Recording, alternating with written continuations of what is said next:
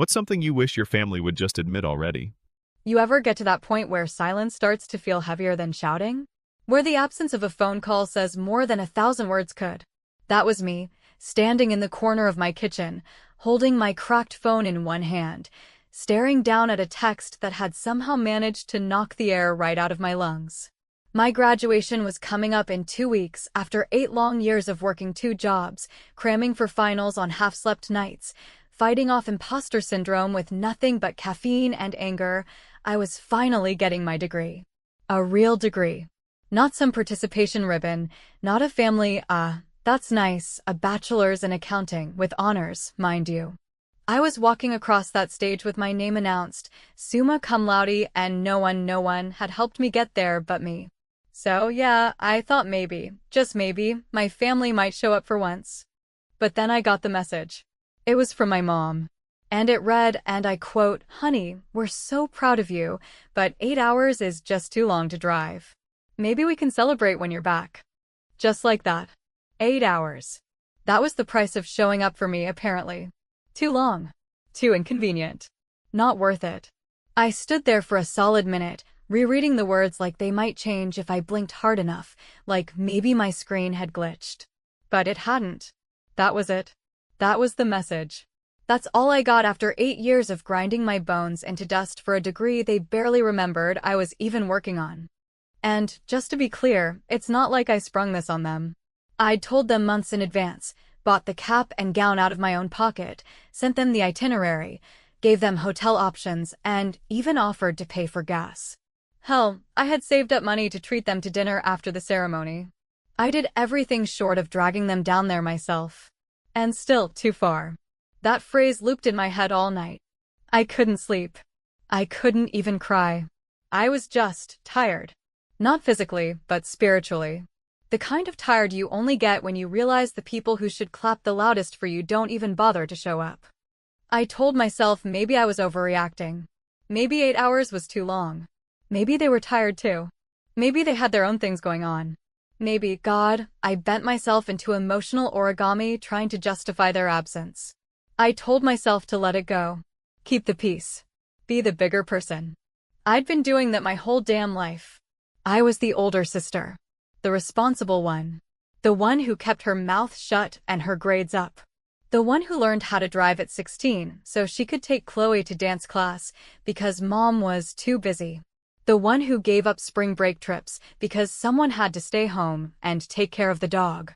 The one who paid rent at 19 to help out, while Chloe had her first photo shoot at 17 and mom was already talking about potential modeling contracts. So yeah, I let it go. At least, I thought I did. I didn't bring it up. Didn't send a passive-aggressive reply. Just said, okay. I understand. 3 words. That was it. But then, the following week, literally 6 days later, I opened Instagram.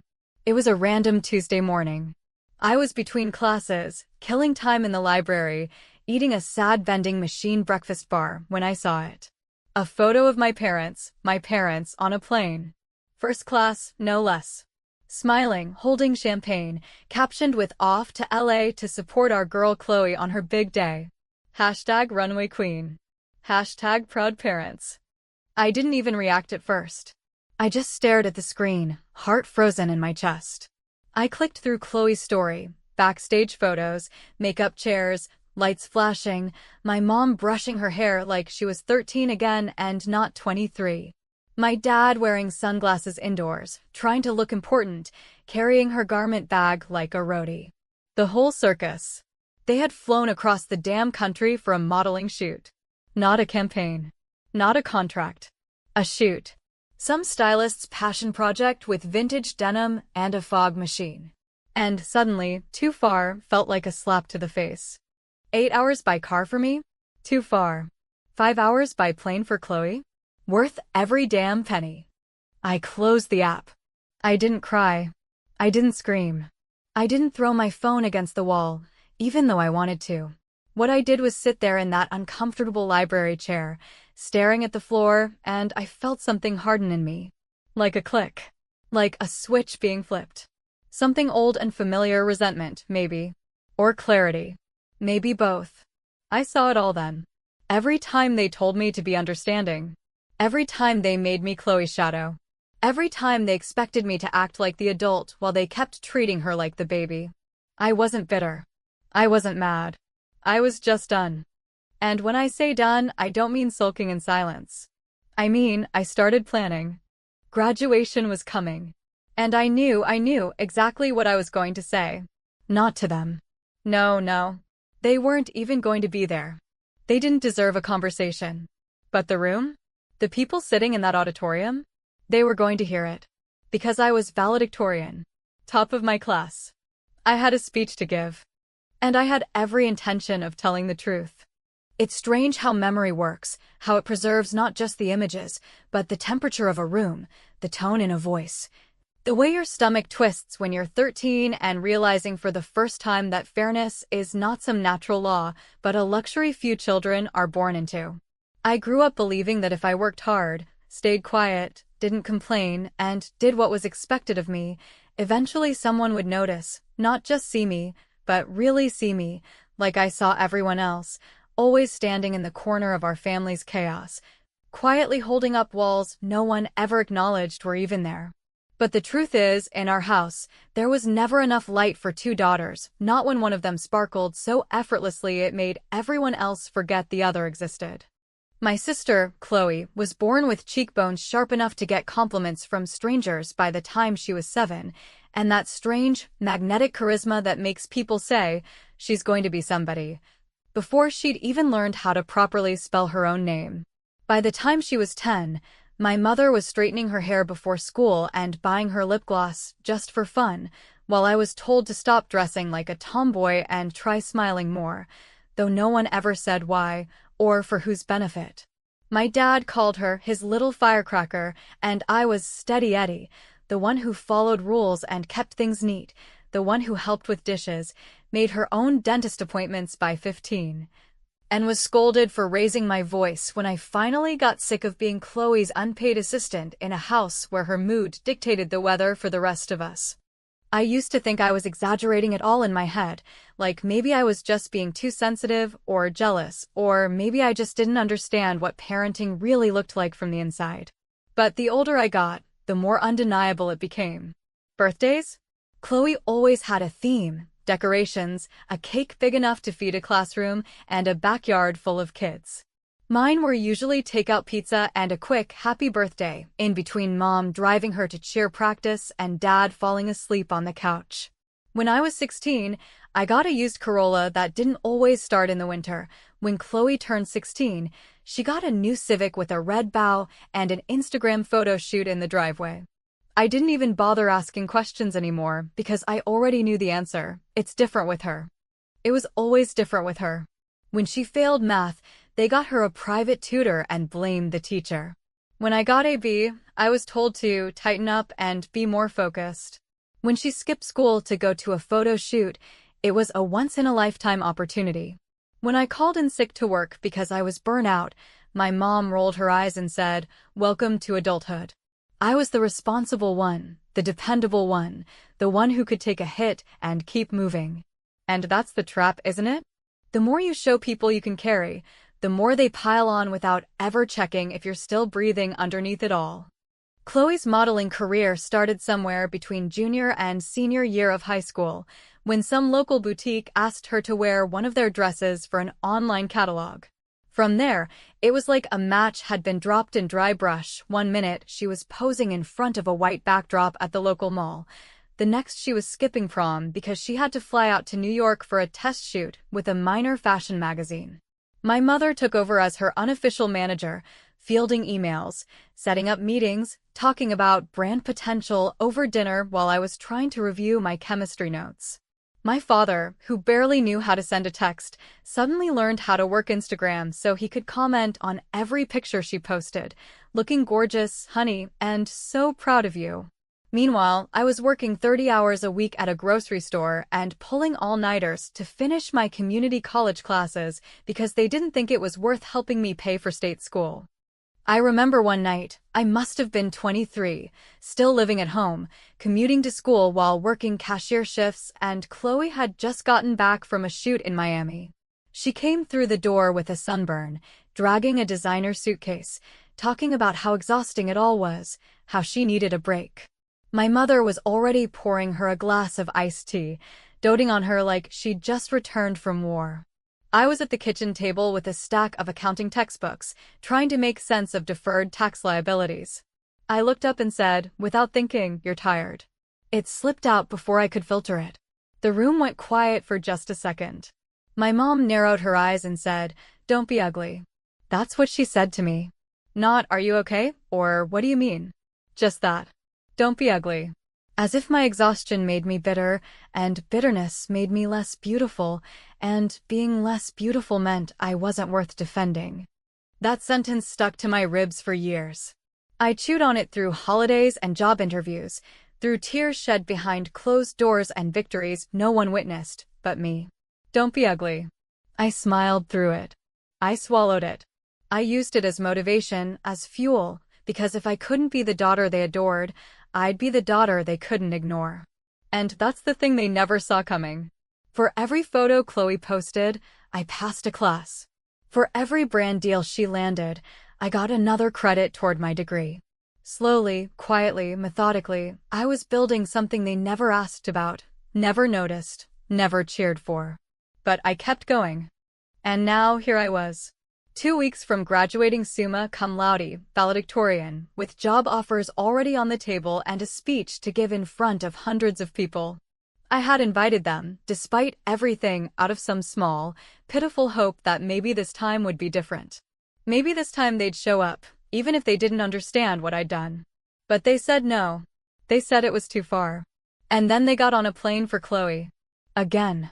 It was in that moment, sitting on the edge of my bed with that text burning in my hand and Chloe's smiling face all over social media, that something in me finally snapped, not like a branch, but like a rope, quietly, efficiently, without drama.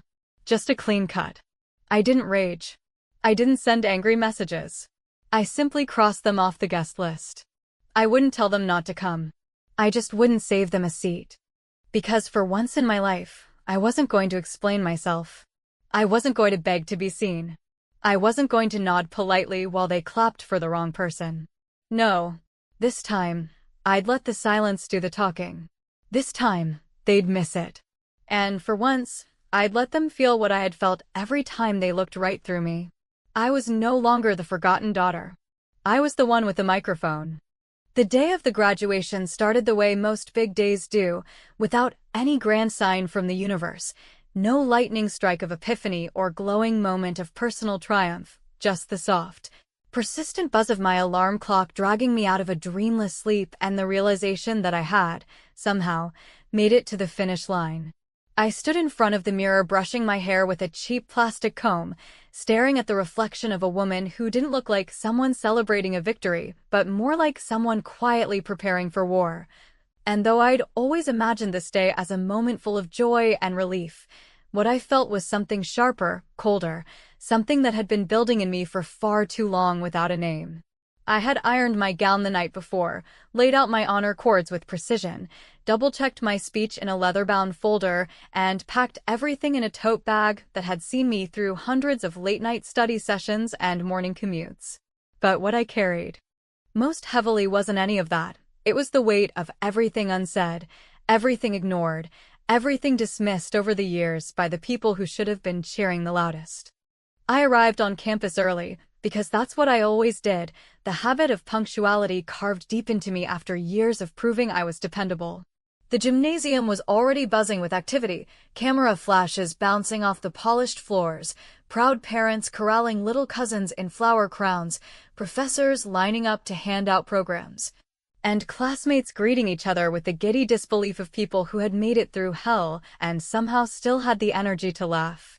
I smiled where I was supposed to, made small talk with girls I'd shared group projects with, hugged my advisor who told me I'd made her proud, but all the while I kept my eyes drifting toward the audience seats. Rows upon rows of metal folding chairs where families were starting to gather, holding balloons and signs and bouquets, searching for their graduates with the hungry joy of people who had been there for the struggle and had come to celebrate the victory. And then there was my row empty. No parents. No siblings. No one holding a hand-lettered sign with my name. No one waving at me from the crowd. They hadn't changed their minds. They hadn't made the drive. They were still in California, smiling for photos with Chloe, helping her pick outfits and curl her hair for another shoot that probably paid more in one day than I'd made in a month. I could almost hear my mom's voice, light and dismissive, explaining how she had really wanted to come, but this opportunity for Chloe was too big to miss, as if my own milestone, 8 years in the making, was just another minor event in the long, exhausting saga of being the reliable daughter. I stood backstage while the dean ran through the final announcements, pretending to listen as my classmates buzzed with excitement beside me, and I held the folder with my valedictorian speech, 4 pages of carefully chosen words, crafted to thank the faculty, inspire the students, and offer some generic hope for the future. I had worked on it for weeks. It was everything a graduation speech should be. Safe, polite, predictable. But standing there in that moment, with the lights warming my skin and the ache of absence sitting heavy in my chest, I knew I wasn't going to read it. I knew that I couldn't. Because the thing about silence, the kind you swallow for years, the kind that grows roots inside your ribcage, is that eventually it wants out. It wants air. And it doesn't care anymore if the timing is right or if the people listening are ready to hear it. I slipped the prepared speech back into my tote bag and pulled out a crumpled notepad I'd shoved in there the night before, a spontaneous scroll of thoughts scribbled in a moment of fury and grief, and I knew without a doubt that this was the one I would read. When my name was called and I stepped up to the podium, the applause filled the room, bouncing off the walls and rising toward the rafters like smoke, but it didn't touch me. I adjusted the microphone with a steady hand and looked out over the crowd, not searching, not anymore, but watching. I took a deep breath and began. I was going to stand here today and tell you how honored I am to represent this class, I said, my voice calm, unshaken, louder than I expected. I was going to thank the people who helped me get here. I had a whole list prepared. But the truth is, some of the people who should be on that list aren't. There was a ripple of stillness, the kind that falls over a room just before the first drop of rain hits the pavement, and I kept going, not rushing, not hesitating. I spent 8 years working my way through college. I took night classes while working early shifts. I paid for textbooks instead of vacations. I missed weddings, birthdays, and holidays so I could sit at a desk and learn how to build something better for myself. And I did it alone. I did it when it wasn't convenient, when no one clapped, when no one offered to help, when no one even remembered what I was doing. Another pause. Not dramatic. Just enough to let the words sink into the skin of everyone listening. I told my family about today months ago. I begged them to come. I gave them directions, options, even offered to pay for gas. They told me it was too far. Too much. Not worth it. Somewhere in the crowd, a throat cleared. I heard the faint click of someone's phone camera. But the silence was mine now, and I wasn't going to let it go. And then, this week, they flew across the country for a photo shoot. Not a wedding. Not a funeral. Not a crisis. A modeling shoot.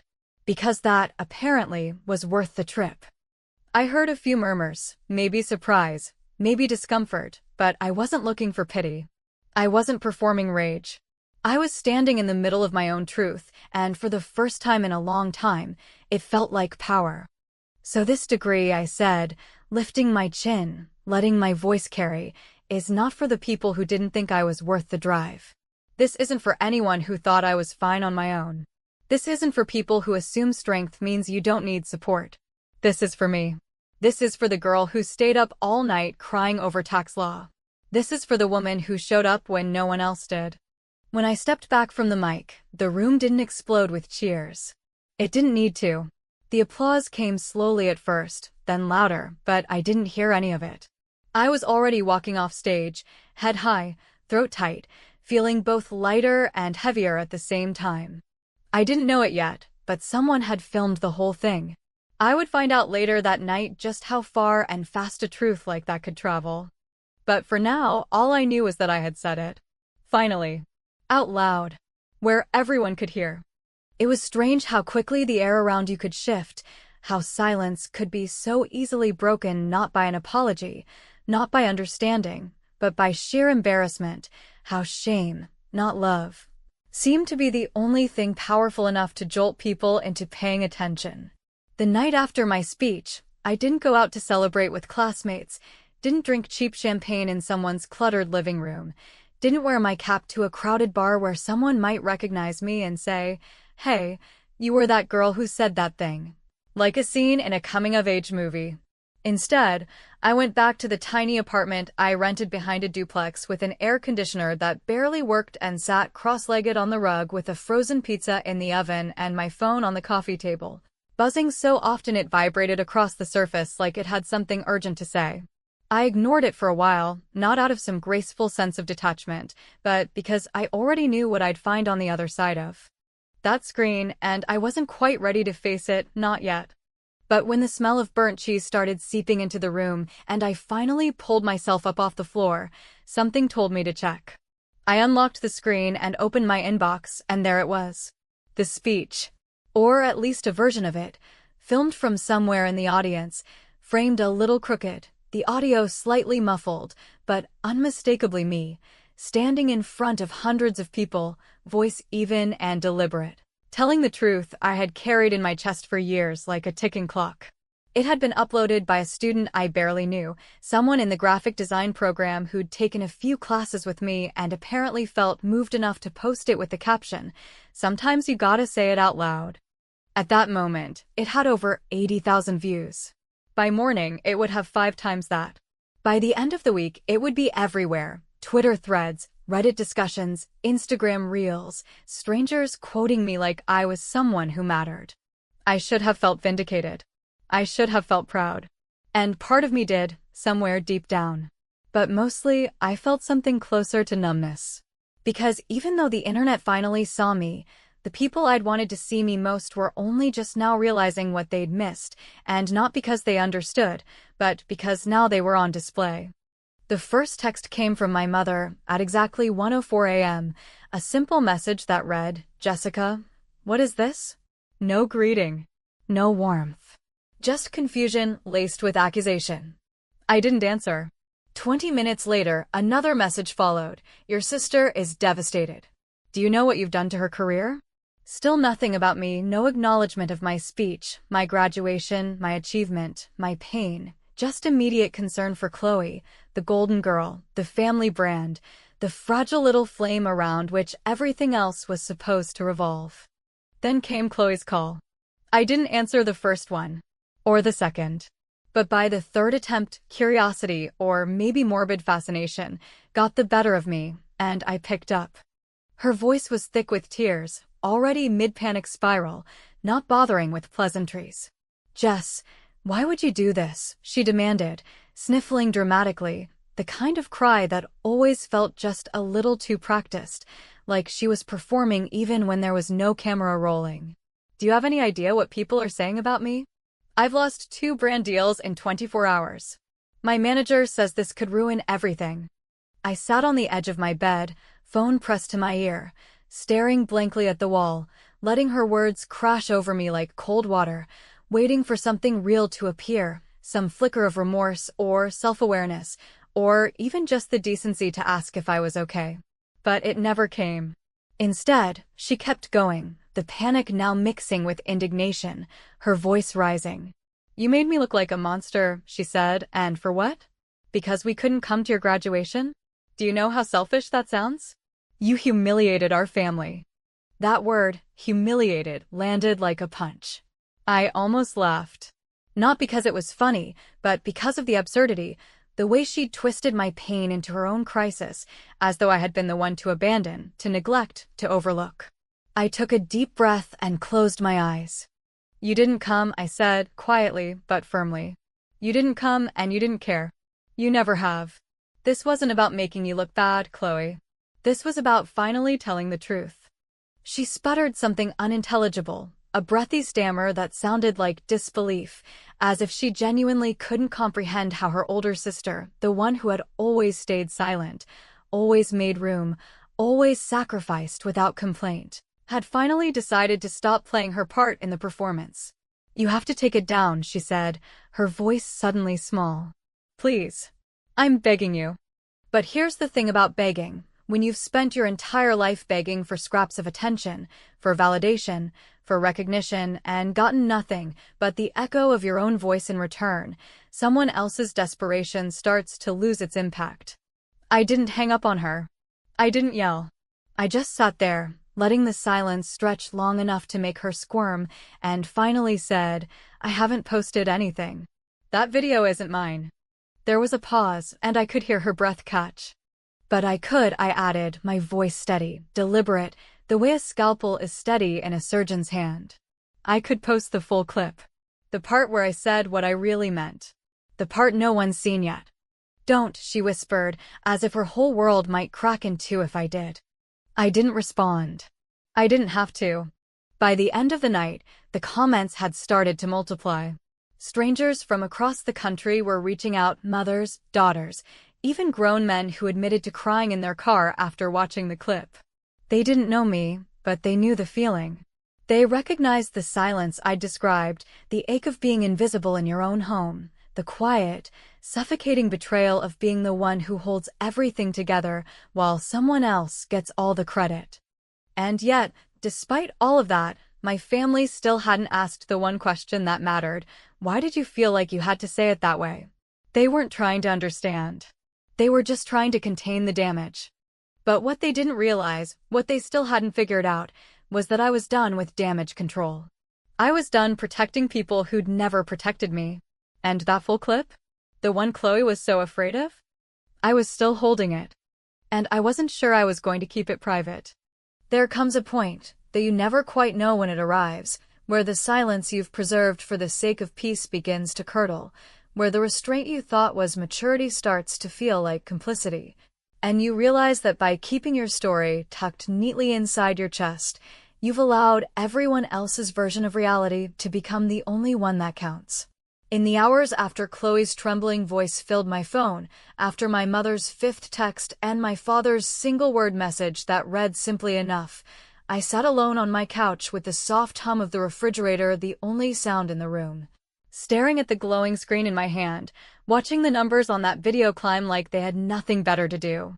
It had been less than 24 hours since I stood on that stage and spoke words I hadn't even planned to say, and now my face was plastered across timelines, stitched into montages, quoted in captions under tear-streaked selfies from women I had never met, but somehow knew like sisters. The video, the raw one, the full one I'd asked my classmate Maria to record for my own archives, the one I had dropped into a private cloud folder and not touched, was still there, untouched, unposted, quietly waiting like a match near dry grass. Patient but powerful. I watched it again in full, not because I needed to relive it, but because I needed to be sure. I needed to see my face, hear my voice, measure the calmness with which I had finally unlatched my ribs and let the truth walk out. There was no rage in it. No bitterness. Just something terrifyingly honest. And that, I think, is what scared them the most. Not that I had made a scene, but that I had refused to make one. That I had told the truth so plainly it couldn't be dismissed as emotional outburst or adolescent rebellion. That I had simply handed them the mirror and walked away. I could have left it there. I could have let the shaky fan-recorded video do its rounds, accepted the praise, ignored the criticism, and moved on with my life quietly, leaving behind a spark without striking the full flame. But as I watched Chloe post another apology, this time with a heavily filtered selfie and a caption about family being complicated, and as my inbox filled with messages not of love, but of pressure, of subtle threats wrapped in sentiment, of guilt-drenched phrases like, "You're tearing us apart," and "We were just trying to do our best," I felt that now familiar knot in my stomach twist tight again. Not because they were hurt, but because once again, I was being asked to carry the weight of their discomfort, to carry it like I always had, silently, without recognition, without space for my own pain. So I opened the file. I trimmed nothing. I edited nothing. I didn't add music or titles or dramatized overlays. I didn't narrate my trauma or soften the edges or include explanations for the people who might not understand. I uploaded the full clip to my account, the same dusty Instagram page where I'd previously posted little more than textbook shots and half-hearted selfies. The caption was only one sentence long. "This is the whole truth." I hit publish. And then I waited. It didn't take long. By the time the sun rose the next morning, the clip had already spread. It crossed platforms, migrated into podcasts, was quoted by influencers who had no idea who I was, but felt compelled to tell their followers that finally, someone had put into words the thing they'd been choking on for years. Comment sections flooded with people arguing, supporting, dissecting, condemning. Some called me brave. Others called me ungrateful. There were long paragraphs from strangers describing their own Chloe, the sibling who could do no wrong, the child their parents worshipped while they quietly learned to disappear. And somewhere in the middle of it all, I received a call from my father. Not a text. Not a voice message. A real call. The first one in weeks. I didn't answer immediately. I let it ring until the voicemail clicked in. Then I played it. His voice was quieter than I remembered. Slower. Not angry. Just tired. "Jess," he said, his breath catching somewhere between regret and confusion. I watched the video. All of it. "I didn't know you felt that way." That sentence sat there like a weight on my chest. He didn't say sorry. Not right away. He didn't mention Chloe. He didn't beg me to take it down. He just said that "I didn't know you felt that way," as if the decades of evidence weren't enough, as if the tears and distance and silence hadn't already written the truth in bold letters across every missed birthday and overlooked report card. But then, finally, after a long pause, he added something else. I think I was trying to protect what was easiest." That part hit like a sucker punch. Because he wasn't wrong. He had chosen ease. Chloe was easy to love, to praise, to parade around. I was complicated. I was tired. I asked hard questions. I needed space they didn't want to make. And maybe, just maybe, they had always known exactly what they were doing, even if they never said it out loud. I saved the voicemail. I didn't call back. Not yet. Instead, I closed my phone, sat by the window of my tiny apartment, and watched the light shift across the floor, feeling, perhaps for the first time in my life, that I didn't need their applause to validate my voice, that I didn't need to shrink so they could shine. I wasn't interested in revenge. I didn't want to hurt them the way they had hurt me. But I also wasn't interested in pretending anymore. I had told the truth. And now the world had heard it. In the weeks that followed, the dust didn't quite settle, but it began to shift. Chloe took a step back from social media, or at least tried to. My mother sent a long email full of half-baked reflections and vague gestures toward family therapy. My father didn't call again, but he started liking my posts, small, digital breadcrumbs of guilt, maybe something closer to reconciliation. I didn't respond. Not yet. Maybe not ever. Because for the first time in a long time, I was at peace with the silence. It wasn't mine to break anymore. I had said what I needed to say. But the ending, if I can even call it that, wasn't some neat resolution tied up with hugs and forgiveness. It was messier. More real. It was dinner eaten alone, but with a full stomach. It was waking up without checking my phone for their validation. It was choosing, day by day, not to let old wounds write the rest of my story. And in that silence, finally, I could hear myself. Clearly. Unapologetically. And I knew deep down that I wasn't invisible anymore. Not to the world. And most importantly, not to myself.